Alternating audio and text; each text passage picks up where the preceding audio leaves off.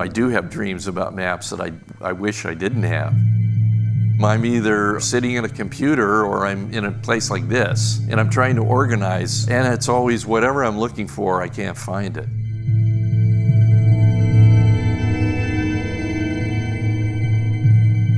The day before Columbus Day, I got a phone call from a realtor named Matthew Greenberg, and he said, I have a house full of maps. I've heard this kind of stuff before. I've taken some long drives and ended up with like a cardboard box full of National Geographics. I went over there on Columbus Day, met Matthew there at the house, and when I got there, everywhere I looked in the house, there's maps, file cabinets, dressers, and one of the very first things I saw, we opened a cabinet that was like a china cabinet, and it was full of pristine Los Angeles street guides, Rene, Thomas Brothers, beautiful condition, and my heart really started pounding at this point because I knew this guy was a real serious collector. And that's when Matthew says, well, you haven't seen anything yet. We're just upstairs. There's a whole other floor to the house. So we went downstairs, and when I walked into the den, it was absolutely wall-to-wall street guides. I was kind of blown away. Even in the bathroom, when you were sitting on the can, you were looking at a map.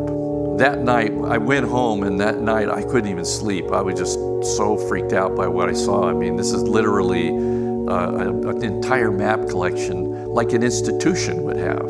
So I came into work, and I told my boss, I said, you can't believe this. Luckily, his first job in libraries was he was a map cataloger. He loves maps. So he said, we want them all. We want all of those maps.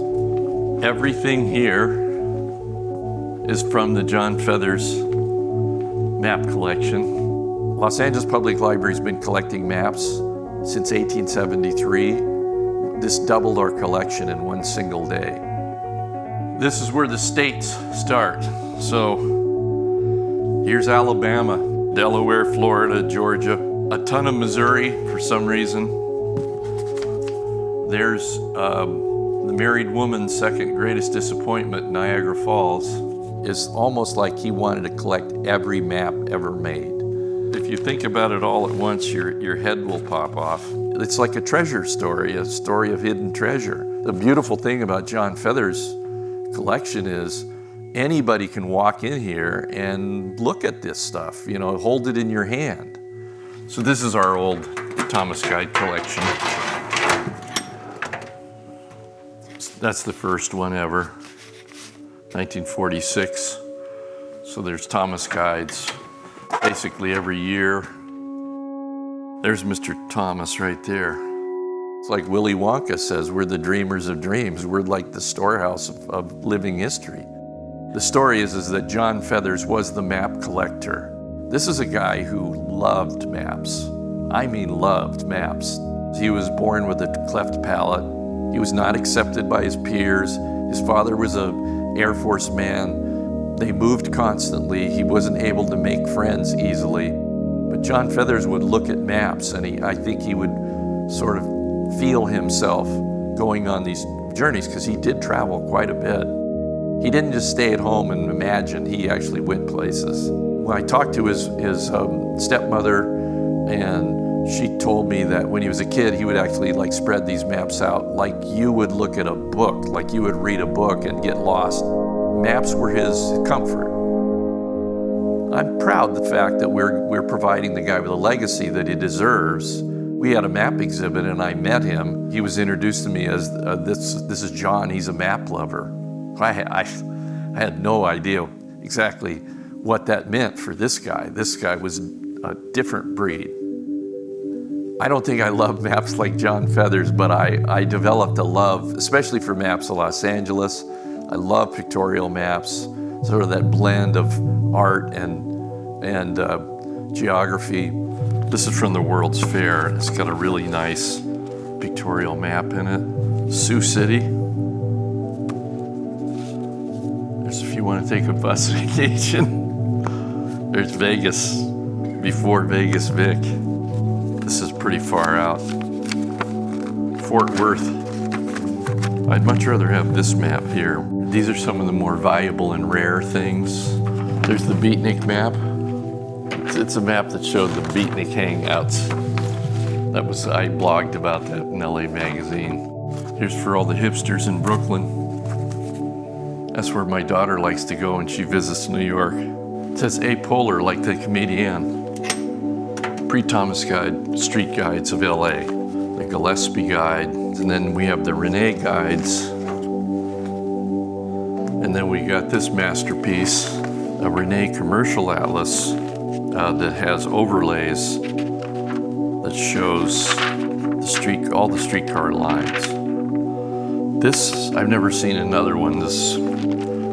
Somebody must have one somewhere, but I've never seen it. These maps especially are going to allow you to completely recreate a period of history. Here's a nice motoring guide of Chile in 1939. But you know, you never know when maybe Werner Herzog will want to make a film about Chile in 1939, and this would be really a great thing to have. They're not just a bunch of lines on pages. They'll give you an idea of how people lived if you look hard enough.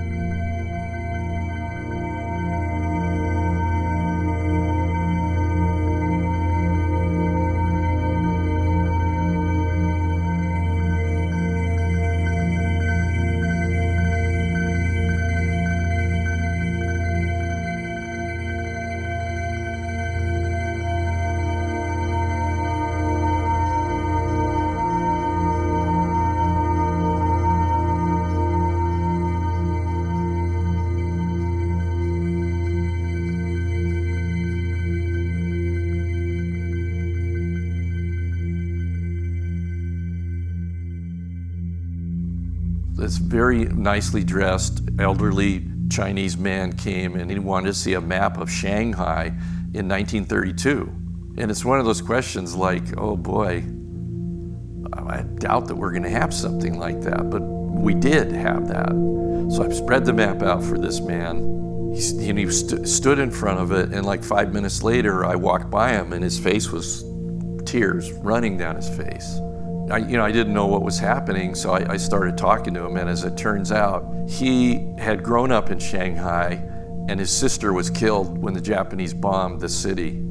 So in looking at this map, he was reliving these moments with his sister when he was a child.